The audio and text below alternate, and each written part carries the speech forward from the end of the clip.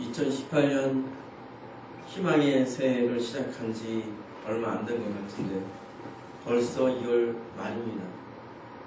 특히 이번 2월 달은 설 연휴다. 설에 잘 다녀오셨네요.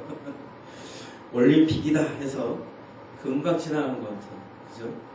시작한 지 얼마 안 된 것 같은데 벌써 2월 말이다. 이렇게 된 것 같아요. 오늘은 올림픽의 대장정이 막을 내리는 날이에요. 폐막식 하는 날이죠. 우리 선수들 멋진 모습 보여줘서 같은 국민으로서 기쁘고 자랑스럽습니다. 다만 올림픽의 주인공이 우리나라 선수이고 또 우리나라 국민인데 난데없이 북한에게 관심과 조명이 빼앗긴 것 같아서 좀 씁쓸합니다. 어찌됐건 올림픽은 여러분도 알다시피 피와 땀과 노력으로 4년을 준비한 선수들의 경기 실력을 평가하는 자리입니다. 그렇죠? 예. 그 평가에 따라 어떤 선수는 금메달을 따고 또 어떤 선수는 은메달을 따고 또 어떤 선수는 동메달을 따고 또 어떤 선수는 메달을 따지는 않지만 못했지만 국민의 관심과 사랑을 받게 되는 경우도 있어요. 우리 인생도 마찬가지인 것 같아요. 태어나면서부터 이렇게 이러저러한 시험들이 참 많죠. 꼭 어떤 성적표를 이렇게 받아보는 그런 평가가 아닐지라도 살면서 어떤 고비나 문제나 어려움이나 이런 것들을 견뎌내야 되는 그런 시련의 시기들이 누구에게나 다 있습니다. 결정적으로 우리 인생은요, 하나님 앞에 평가받을 날이 그 누구도 피할 수 없다는 것입니다. 여러분은 하나님 앞에 어떤 평가를 받을 것 같습니까? 좋은 성적표를 받을까요? 나쁜 성적표를 받을까요? 우리 모두가 하나님 앞에 좋은 성적표를 받기를 원하겠죠. 적어도 교회에 나와서 하나님을 믿고 하나님을 따르고자 하는 우리 성도들은 이렇게 공을 들여서 노력해서 신앙생활을 하고 있는데 하나님 앞에 있으면 착하고 충성된 정아 잘하였다. 내가 너를 기뻐한다. 어서 오너라 하고 이런 평가를 받았으면 좋을 거예요. 그런 마음의 기대를 가지고 계시죠. 근본적으로 사람은 죄로 인해 나쁜 성적표를 받을 수밖에 없어요. 사실은 근본적으로 본다면 사람은 죄로 인해서 나쁜 성적표를 받을 수밖에 없어요. 그래서 어떻게 돼요? 지옥에 떨어질 수밖에 없습니다. 죄가 없어야 천국에 갈 수 있는데 모든 인간은 죄로 인해서 낙제고 불합격하는 수준입니다. 그러나 하나님은 죄로 인해 형벌을 면할 수 없는 우리의 이러한 처지를 불쌍히 여기셔서 지옥을 면하고 천국에 갈 수 있는 새로운 길, 특별한 길, 구제책을 우리한테 제시하셨습니다. 할렐루야입니다. 진짜 할렐루야입니다. 우리가 엄청나게 노력하지 않아도 하나님의 은혜로 그런 길들에 들어가게 되었어요. 회개하고 예수님을 주인과 구주로 믿고 따르는 것입니다. 아무리 죄로 인해 F학점, 낙제점을 받아도 특기생으로 들어갈 길이 생긴 거예요. 할렐루야입니다. 우리 교회에 나와서 구원받고자 하는 여러분들 모두가 특기생들이에요. 특기생으로 천국에 들어가게 되는 거예요. 본인의 실력으로는 절대 들어갈 수가 없어. 본인의 능력으로는 절대 천국이라는 곳을 들어갈 수가 없어요.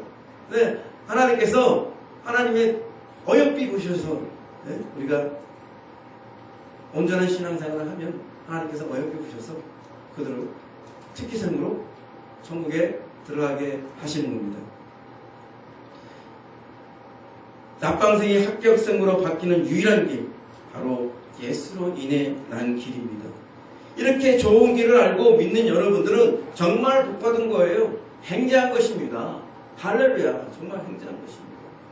이렇게 좋은 길을 세상 사람들이 모르고 엉뚱한 데서 지금 헤매고 있잖아요. 엉뚱한 종교를 믿고 있잖아요. 막 열심히 차로 막 달려갔더니 다다름없이 낭떠러지. 막 고지가 저기다 그래가지고 막 가봤더니 여기가 아닌가요?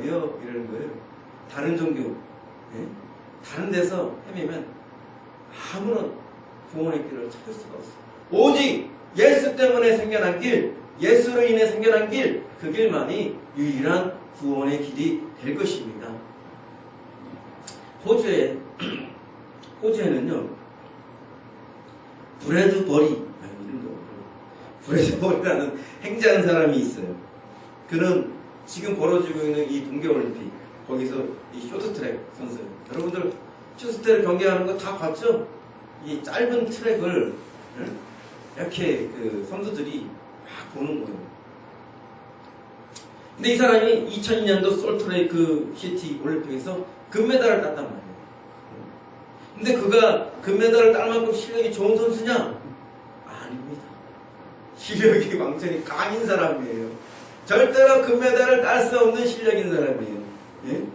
그는 다른 사람들에 비해서 가장 실력이 낮았던 사람이에요. 그런데 어떻게 금메달을 딸 수 있었냐? 예? 다른 선수들이 반칙을 하거나 그러면 어떻게 돼요? 실격. 반칙하면 실격 당하잖아요. 그죠? 또는 다른 선수들이 실수해서 넘어지거나 그래가지고 매번 경기 예선 때부터 본선에 이르기까지 매번 꼴찌로 갔거든요. 꼴찌로 갔는데 앞에 선수들이 넘어지거나 앞에 선수들이 반칙을 하거나 이래가지고 실격 당해가지고 그래 계속해가지고 그냥 어쩌다 보니까 결승까지 간 거예요. 결승까지 갔는데도 이때가 안현수 선수가 있었던 거예요. 안현수 선수하고 또 경쟁자하고 막 서로 이렇게 막 격하게 경쟁을 하다 보니까 둘이 다 같이 넘어진 거예요. 그 다음에 들어간 사람이 바로 이 브래드버리라는 이 선수예요. 그래 금메달을 딴 거예요. 그러니까 이 사람이 실력도 안 되는데 예선에서부터 본선에 가가지고 금메달을 따는 그 과정들이 다 어떻게 돼요? 본인의 실력이 아니고 운이 좋아서 그렇게 된 거예요. 그래서 이 호주 국립사전에는 두어 브래드버리라는 말이 돼요. 이런 신조어가 있는데 이게 무슨 뜻이냐? 뜻하지 않은 상황에서 우연히 무언가를 달성하는 것, 이것을 의미하는 것입니다. 그런데 생각해보세요. 우리야말로 나의 힘, 나의 노력, 나의 의가 아니라 예수로 말미암아서 뜻하지 않게 무언가를 달성한 상태가 아닌 것입니다. 달성한 상태가 아니겠습니까? 우리 노력으로, 우리 힘으로, 우리 어떤 것으로 우리가 천국에 가게 됐어요? 우리가 구원받은 자가 된 거예요? 아니잖아요. 예수님이 십자가에 달리셔서 그 은혜로 우리가 행지하게 된 거예요. 복을 받게 된 거예요. 구원을 받게 된 거예요. 이렇게 좋은 길이 어디 있어요? 이렇게 좋은 일이 어디 있어요? 춤추고 하나님을 찬양해야 돼요. 하나님 앞에 찬양해야 돼요. 여러분 걸어온 인생을 생각해봐요. 죄 없는 사람이 어디 있어요?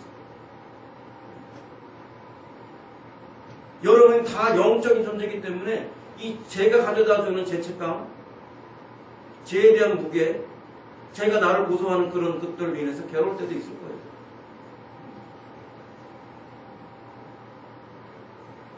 아무리 그 죄를 씻고 아무리 그 죄를 청산하고 싶어도 길이 없어요. 그런데 예수님이 그 죄의 모든 결과, 죄의 모든 형벌을 대신해서 다 십자가에서 짊어지심으로 인해서 우리가 그걸 믿으면 그분이 이루신 의가 바로 내 의가 되는 것이죠. 그리고 그분처럼, 그분은 죄인이 아니고 의인이신데, 나는 죄인인데 그분을 믿음을 통해서 죄인된 내가 의인이 되는 것입니다. 복음이 이래서 위대한 거예요. 복음이 이래서 위대한 것입니다. 인류를 구속하고 인류를 구원한 그 계획을 아담이 범죄했던 그 이전부터 하나님은 계획하시고 그래서 예정된 예수 그리스도를 이 땅에 보내신 것입니다. 자기 인간 노력으로 도달할 수 없는 것을 예수의 희생과 예수의 의로 인해 도달하게 된 것입니다. 다만 그분의 의를 내 것으로 만들기 위해서 여러분 회개하고 믿기만 하면 되는 것입니다. 이렇게 복된 길, 행제하는 길을 두고 회개마저 안 하고 믿음조차 거절한다면 그는 정말 패악한 자요, 어리석은 자일 것입니다. 그렇다면 이쯤에서 한번 여러분에게 질문을 드려보겠습니다. 사랑하는 성도 여러분, 여러분은 죄인입니까? 의인입니까? 죄인입니까? 의인입니까? 답을 못하시네요. 저는 여러분들이 대부분이 저는 죄인인데요 이렇게 답할 거라 생각을 했습니다. 여러분이 막 자신이 진실로 죄인이라 한다면 왜 회개하지 않으십니까? 여러분의 진실로 자신을 죄인이라고 생각하신다면 무슨 배짱으로 해결을 하지 않으십니까? 물론 여기서 분명히 하겠습니다. 우리 믿는 자는요, 죄인인 면이 있고 의인인 면이 있습니다. 우리가 죄를 나의 의지로 저지른 입장에서는 분명히 죄인이에요. 그런데 예수 그리스도의 공로, 예수 그리스도의 의를 통해서 우리가 구원을 받고, 그래서 우리가 죄인이지만 예수님의 의를 통해서 의인이 된 거예요. 믿음으로 의인이 된 거예요. 그래서 그런 면에서는 의인인 거예요. 그래서 우리는 죄인이면서 의인이에요. 의인이면서 죄인이에요. 의인인 쪽에 가깝지만은 그렇다고 죄인이 아니라고 할 수 없어요. 왜냐하면 요한일서 분명히 나오고 있거든요. 죄 없다 할 수 없으니, 죄 없다 할 수 없다고 그러잖아요. 네가 죄인이 아니라고 할 수 없죠. 분명히 성경에 그렇게 말하고 있는데 우리는 복음에 입각해서 우리는 죄인이 아닙니다. 또 이렇게 말할 수는 없는 거예요. 죄인인 면과 의인인 면을 잘 구분해서 이해하시길 바랍니다. 그러나 우리는 죄인인 면보다 회개하는 자의 위치에 있어야 됩니다. 죄인의 위치가 아니라 회개하는 자의 위치가 있어요. 저는 죄인입니다. 가슴을 치고 저는 죄인입니다. 어쩔 수 없는 죄인입니다. 그 위치에서 더 진전돼서 주님, 제가 이제부터 회개합니다. 진실로 회개하는 자가 되기를 원합니다. 이 위치에 있어야 된다. 이렇게 말씀드리면 또 어떤 분은 그래요. 나는 굳이 회개할 이유를 모르겠다. 나는 잘못한 것이 없는데 교회에서 왜 자꾸 회개하라고 강요하느냐. 오히려 따질 분도 계실지 모르겠어요. 근데 우리 구원의 주이신 예수님은 우리 가운데 회개한 자를 부르러 오셨어요. 죄인이면서 회개한 자가 되기를 원치 않는다면 예수님하고 전혀 상관없습니다. 예수님이 하나님 나라의 복음을 선포하시면서 가장 먼저 하신 말씀이 무엇입니까? 마태복음 3장 2절에 회개하라, 천국이 가까이 왔느니라 하였으니, 마가복음 1장 15절 이르시되 때가 찼고 하나님 나라가 가까이 왔으니 회개하고 복음을 믿으라 하시더라. 누가복음 5장 32절 내가 의인을 부르러 온 것이 아니요 죄인을 불러 회개시키러 왔노라. 우리를 믿는 자가 되기 위해서 오신 것뿐만 아니라 먼저 우리를 회개하는 자가 되도록 부르시기 위해서 오신 거예요. 교회에서 너무 믿음만 강조하다 보니까 회개가 점점 녹슬어버렸어요. 회개가 점점 희미해져 버려요. 그렇지만 우리는 주님 만날 때까지 계속해서 해결을 해야 됩니다. 계속해서 그 해결을 통해서 주님 앞에 거룩하고 흠없고 깨끗한 순결한 신부의 상태로 주님을 맞아야 되는 거예요. 성경에서 뭐라고 얘기했습니까? 신부에 대한 비유가 많이 나오잖아요. 예수님은 우리의 신랑이고 우리 모두는 예수님을 맞이하는 신부가 되어야 됩니다. 정결한 신부가 되어야 됩니다. 더럽혀진 신부를 하나님은 원하지 않을 거예요. 여러분이 아무리 신자랄지라도, 여러분이 아무리 예수 그리스도를 믿는 자랄지라도 더럽혀진 신부를 하나님은 원하지 않습니다. 그러므로 우리는 죽을 때까지, 주님 오실 때까지 해결을 계속해서 부단하게 계속 해결을 해야 되는 것입니다. 예수님은 죄인을 불러 회개하도록 하기 위해 오신 것입니다. 예수님이 십자가에서 죽으시고 부활하신 것은 회개한 자를 구원하기 위해 피 흘려 희생하신 것입니다. 예수님의 피는 모든 사람에게 효력이 있는 것이 아닙니다. 회개한 자에게만 효력이 있는 것입니다. 이렇게 말씀드리면 또 어떤 분은 목사님, 저는 이미 회개한 자인데요. 뭘 자꾸 회개를 하는 거예요? 또 반문하실 분이 있을 것 같아요. 그렇다면 저는 그분에게 반대로 이렇게 질문을 드리고 싶어요. 한 번 목욕했다고 해서 안 씻어도 되나요? 다시 씻을 필요가 없는 건가요? 우리는 매일 세수하고 샤워하고 정기적으로 목욕도 합니다. 한 번 목욕을 했어도 다시 더럽혀지고 때가 끼기 때문에 자주 씻는 것이 현명한 거예요. 옳은 거예요. 우리가 회개했어요. 예수를 믿었어요. 그래서 예수님의 피와 성령의 능력으로 거룩하게 되었어요. 그렇다 치더라도 우리는 여전히 세상에 더러운 것, 죄에 노출되어 있기 때문에 다시 씻어 깨끗해질 필요가 생기는 것입니다. 우리에게는 죄를 자백하면 우리 죄를 사하시고 모든 불의에서 깨끗하게 하실 하나님의 은혜가 부여되어 있습니다. 요한일서 1장 9절 만일 우리가 우리 죄를 자백하면 그는 미쁘시고 의로우사 우리 죄를 사하시며 우리를 모든 불의에서 깨끗하게 하실 것입니다. 여러분이 아무리 목욕을 잘한다고 할지라도 숨겨진 때가 나타날 수도 있는 겁니다. 그때 어느 누구도 그런 때를 계속 두고 볼 사람은 없을 거예요. 당장에 빨리 깨끗하게 씻어야죠. 마찬가지로 숨은 죄가 나타날 때에도 있을 것입니다. 그때에는 우리는 주저함이나 뒤로 미룰 필요가 없이 즉각적으로 죄를 자백하고 청산하면 되는 것입니다. 그러면 하나님의 은혜로 예수 그리스도의 보혈의 능력으로 우리는 깨끗함을 입을 수가 있는 거예요. 사랑하는 여러분, 여러분에게 숨겨진 때가 있는지 주의하십시오. 숨겨진 죄가 있는지 주의하십시오. 주님께 기도하면서 숨겨진 죄가 있는지 떠오르게 해달라고 기도해야 될 것이고, 여러분은 회개의 영을 부어달라고 기도해야 될 것입니다. 겉으로는 깨끗한 척 하지만 속으로는 숨겨진 때가 많으면 그런 사람은 불결하다 할 수 있습니다. 마찬가지로 겉으로는 거룩한 척 하지만 속으로 숨겨진 죄가 많으면 그런 사람은 역시 죄 없다 할 수 없습니다. 더욱이 그 죄가 심각하면 해칠한 무덤이라 할 수 있을 것입니다. 해칠한 무덤이 어떤가요? 겉은 무덤이, 봉분이 이게 잘 이쁘게 단장되어 있어요. 잔디도 잘 깎여진 상태입니다. 정말 누가 봐도 참 잘 되었다 싶어요. 그런데 속에는 어떻습니까? 시체가 썩어갑니다. 냄새가 납니다. 구더기가 홀홀 됩니다. 참으로 두 눈 뜨고 볼 수 없는 상황이죠. 우리는 겉으로만 회개하는 사람이 아니라 속속들이 회개하는 깊은 회개를 해야 합니다.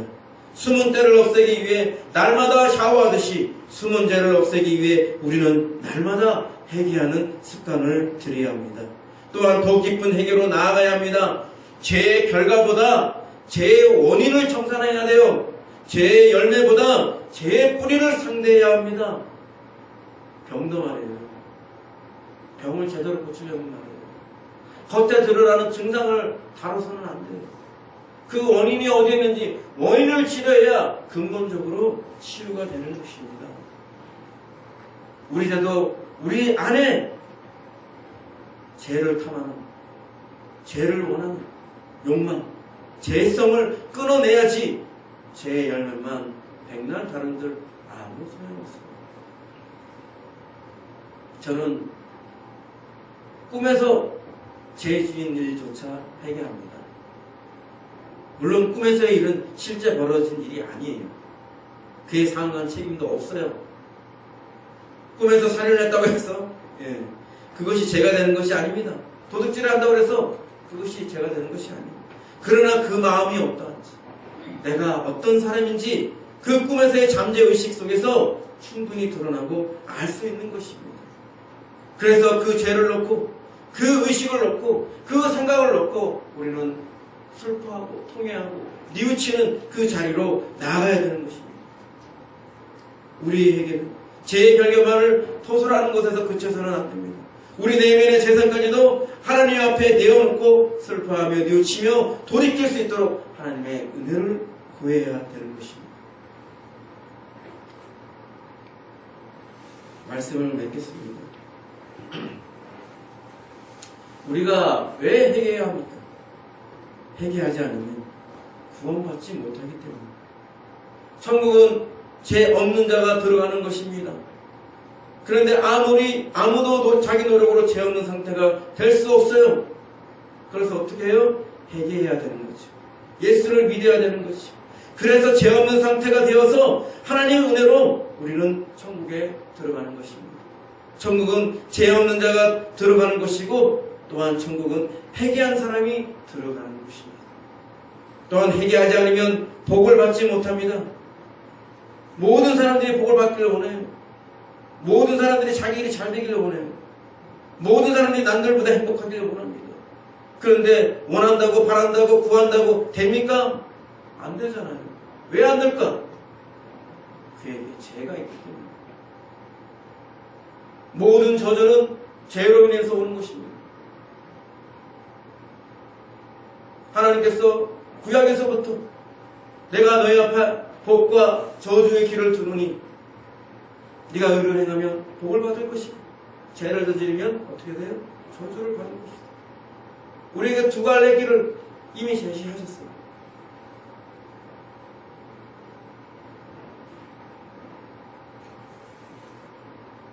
우리가 무심히 우리가 또 가벼이 여기고 있는 그 죄가 저주의 통로가 됩니다. 재앙의 통로가 됩니다. 심판의 통로가 됩니다. 마귀에게 문을 열어놓는 구실을 합니다. 이전에도 말씀드렸지만 사람은 세 가지 심판을 받습니다. 살아서 인간사를 통해서 심판을 받고 죽어서 심판을 받고 예수님이 재림 시에 최종 심판을 받습니다. 우리 인간사에 일어나는 일이 우연히 일어나는 것이 아닙니다. 우리의 심은 대로 뿌린 대로 행위의 열매를 얻게 되는 것입니다. 회개하고 죄짓지 말아야 할 이유가 여기에 있는 거예요. 예수님은 망대가 무너지는 사고에서도 너희도 회개하지 않으면 저들처럼 망하게 될 것이다 경고했습니다. 또한 회개하지 않으면 부흥이 오지 않습니다. 우리에게는 어느 교회보다 부흥이 필요합니다. 네. 모든 부흥은 회개를 시초로 합니다. 하나님은 회개한 곳에 임하기를 원하십니다. 부흥은 하나님의 초자연적인 방문인데 하나님은 회개한 곳에 임하시기를 원하십니다. 회개하지 않으면 하나님의 강력한 방문을 받을 수가 없습니다. 야고보서 4장 8절에 이런 말씀이 있죠. 하나님을 가까이 하라. 그리하면 너희를 가까이 하시리라. 죄인들아 손을 깨끗이 하라. 두 마음을 품은 자들아 마음을 정결케 하라. 이 말씀은 불신자들을 위해서 하시는 말씀이 아닙니다. 우리 믿는 신자들에게 하시는 말씀입니다. 하나님을 가까이 하고자 하는 자들이 누구겠습니까? 불신자들은 그런 생각을 안 합니다. 믿지 않는 자들은, 저 세상에 있는 자들은 하나님을 가까이 할 마음을 갖지 않아요. 하나님을 가까이 하고자 하는 자들은 신자들이 가능한 거예요. 믿는 자들이 가능한 거예요. 그런데 뭐라고 그랬어요? 죄인들아. 그 신자들 가운데 죄인들이 있어요. 죄인들아 그 손을 깨끗이 하라. 죄인된 그 손을 깨끗이 하라. 두 마음을 품은 자들아. 그 신자들 가운데 두 마음을 품은 자들이 있어요. 두 마음을 품은 자들아 마음을 성결케 하라.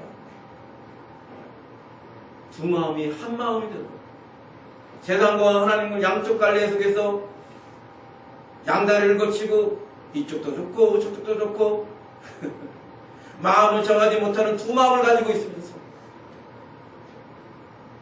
그런 마음, 그런 바람난 마음으로는 하나님 앞에 온전할 수가 없어요. 그러니 그 마음을 옳은 방향으로 한 마음이 되도록 마음을 정하여 한 마음이 되도록 하나님을 택하여 하나님께 돌아오도록 마음을 성격해야 됩니다.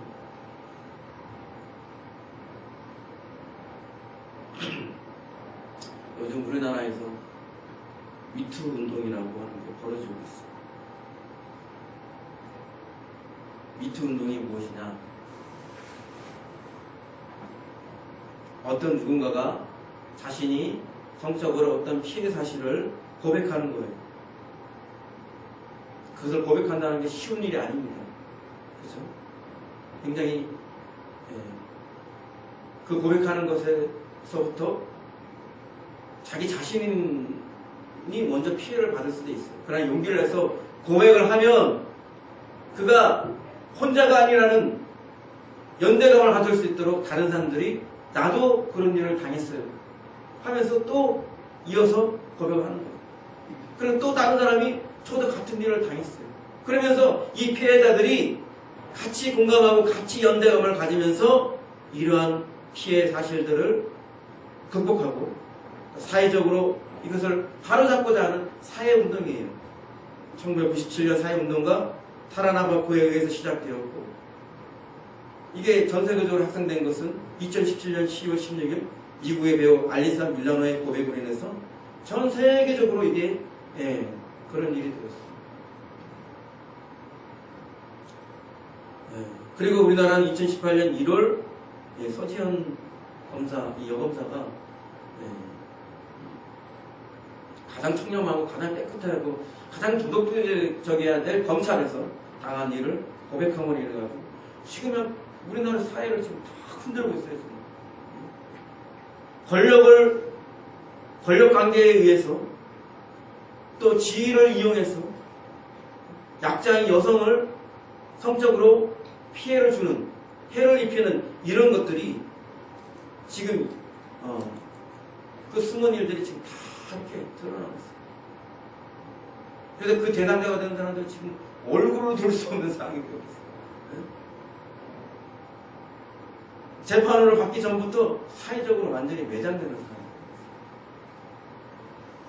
이걸 보면서 우리는 사람이 죄짓고는 살 수가 없구나. 무슨 죄든 다 드러나게 되어 있구나. 어두운 데서 보이지 않는 데서 행하기 때문에 아무도 모를 거라 행하는 일들이 다 드러나고 있습니다.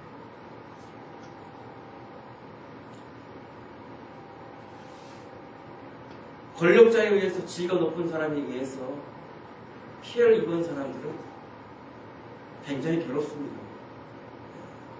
모멸감, 모욕감, 수치심, 자괴감, 자기에 대한 어떤 부정, 자기 비하 이런 모든 것들이 전체적으로 와요. 그 사람들이 얼마나 고통스러운 날들을 보냅니까? 생각한다면 이런 일들은 일어나서 안 됩니다.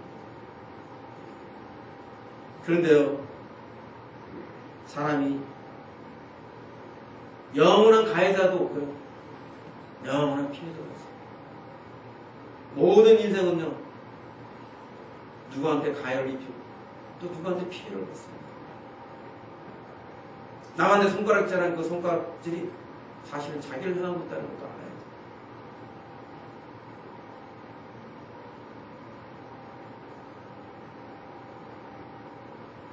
그렇게 피해자와 가해자가 역전되는 형상들이 많이 벌어지는데, 지금 이들이 아마 이제 피해자들이 들고 일어나가지고 그 대상자들이 이제는 입장이 아주 바뀐 상황이 되어버렸어요. 숨을 데가 없어요. 피할 데가 없어요. 사회적으로 매달리고 가족들한테 창피하고 자기 지인들한테 창피하고 사회적으로 끝나버렸어요. 형벌을 받아도 형벌 받는 건 따로 치고 사회적으로 완전히 그 사람들은 이미 삶이 끝나버린 거예요. 이와 같은 상황들이 또 성경에도 나오죠. 간음하다가 현장에서 잡힌 여인. 이 부분에 은혜를 많이 받습니다. 그게 바로 우리 죄인된 우리의 위치가 아닐까, 그런 생각이 듭니다. 간음하다가 이 죄에 대해서 엄격하고 도덕에 대해서 엄격한 이 유대사회에서 간음한 여자들은, 간음한 사람은 어떻게 해요? 돌로 쳐서 죽여요. 그냥 재판이고 뭐 병원 없고 그런 게 필요 없어요. 그런 일이 사람이면 마땅히 죽여요. 지금 이슬람 같은 나라에서는 이런 일들이 있어요, 사실. 만약에 자기 동생이 만약에 그런 짓을 했다. 그럼 죽여요. 참 희한해. 법이 필요가 없어. 하여튼 이 여인이 돌마다 죽을 위치에 있었어요. 모든 사람들이 손가락질하고 모든 사람들이 비난하고 모든 사람들이 자기를 죽이려고 하는 그 현장에 있어. 우리 예수님을 걸고 넘어지려 하는 어떤 사람이 그 여인을 끌고 와서 이 여자는 가늠하다 현장에 잡혔는데 이 여자를 어떻게 해야겠습니까? 예수님에게 가장 어려운 문제를 낸 것처럼 그렇게 공변의 위기에 처하게끔 하려는 의도로 얘기했지만 예수님은 아주 현명한 지혜로운 답을 하십니다. 누구든지 죄 없는 자가 이 여자를 돌로 치라. 누구든지 죄 없는 자가 이 여자를 돌로 치라. 그래서 특별같이 이 여인을 죽이려고 달려들었던 모든 사람들이 하나 둘씩 돌을 내려놓고 사라집니다.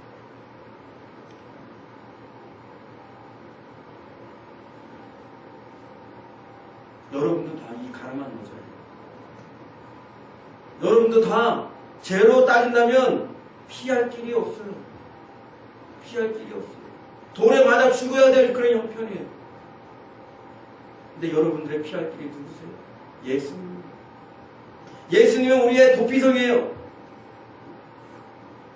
하나님이 도피성이라는 제도를 주셨는데 도피성이 무엇이냐? 실수해서 잘못해서 살인을 저질렀어. 무심코 툭 밀었는데 얘가 잘못 넘어져가지고 내림탕에 걸려서 죽었어. 그러면 이 일을 당한 가족이나 누구들은 그의 복수를 하려고 할 거야. 그러니까 그런 사람이 살려고 어디를 가요? 도피성을 가는 거예요. 말 그대로 도피하는 성이에요. 그러니까 자기가 의도해서 그 사람을 죽인 것이 아니니까 내 잘못을 참작해달라. 자기가 억울하게 그냥 이렇게 죽는 게 아니라 그 자기 목숨을 보존하기 위해서 만들어 놓은 것이 도피성이에요.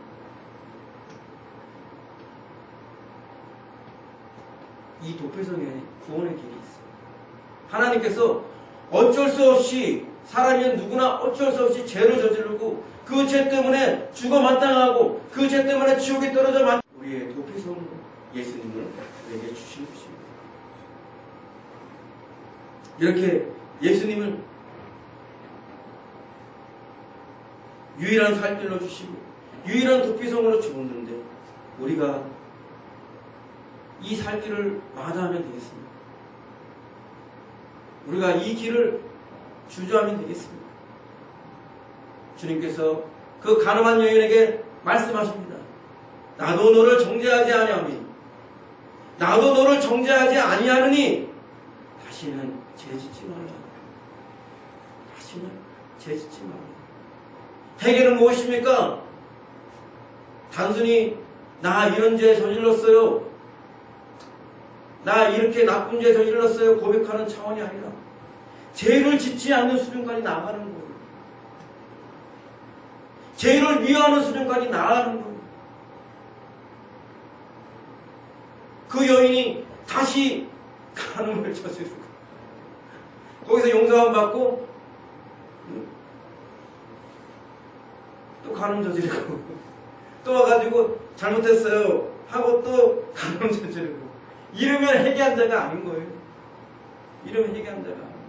여러분 주님 앞에 자기의 죄를 슬퍼하고 자기의 죄를 뉘우치고 통회하고 그리고 죄를 이길 수 있도록 하나님께 은혜를 구하시길 바랍니다. 하나님은 무조건 죄를 없애기 위해서 오신 것이 아니라 우리가 죄를 미워하고 죄를 끊어내고 의를 행하는 자가 될 수 있는 그 수준으로 인도하기 위해서 우리에게 해결을 요구하시는 것입니다. 우리에게 구원의 길을 제시하시는 것입니다. 앞에서 행제라고 그러는데 예수님이 우리를 위해서 죽으심을 위해서 우리가 구원받는 건 분명하게 행제예요. 그런데 또한 우리가 그분이 왜 그런 길을 제시하는가, 왜 그런 희생을 하셨는가를 생각해야 돼요. 우리가 다시 죄짓지 않기 위해서, 우리가 다시 죄인이 되지 않기 위해서예요. 물론 예수 믿고 구원받았다 해서 갑자기 성인군자가 되고 갑자기 죄를 하나도 안 짓는 그런 상태가 되는 사람은 없어요. 그러나 적어도 죄의 길에서 돌이켜서 다시는 죄짓지 않으려 하고 하나님이 원하시는 의의 열매를 맺고자 하는 방향 전환은 분명하게 일어나야 되는 것입니다. 여러분, 이전에 지었던 모든 죄를 끊어내시길 바랍니다. 이전에 지었던 모든 죄의 길에서 돌이키길 원합니다. 지난 죄들 다 해결하고 지난 죄들 다 뉘우치고 다시 죄 짓지 않는 그러한 사람이 되길 바랍니다. 여러분, 나는 죄가 없다고, 나는 죄 짓는 사람이 아니라고 말할 수 있는 사람은 없어요. 설령 그런 사람이 있더라도 분명하게 말씀드리지만, 여러분, 예수 그리스도를 십자가에 죽게 한 죄는 어떡할 겁니까? 예수 그리스도를 십자가에 매달리게 한 그 죄는 어떡할 것입니까? 여러분이 인정하든 인정하지 않든 여러분 모두는 예수 그리스도를 십자가에 매달리게 한 주범들이에요. 방조범이 아니고 바로 주범들입니다. 여러분이 평생에 지은 그 죄 때문에 거룩하고 위대하시고 놀라우신 하나님께서 저 나무 십자가, 저주의 십자가에 매달려 죽으신 것입니다. 그렇기 때문에 여러분은 통회하며 하나님 앞에 슬퍼하며 자기 죄를 낱낱이 고백하고 그 죄에서 결연하게 돌이키는, 그 죄에서 결연하게 방향전환을 하는 그러한 삶을 살아야 되는 것입니다. 우리에게는 회개하지 않을 이유가 없습니다. 우리에게는 회개하지 않을 권리가 없습니다. 우리에게는 회개하지 않을 위치에 있지 않습니다. 왜 회개하지 않는가? 이런 말들은 우리에게 해당되는 말이 아니어야 합니다.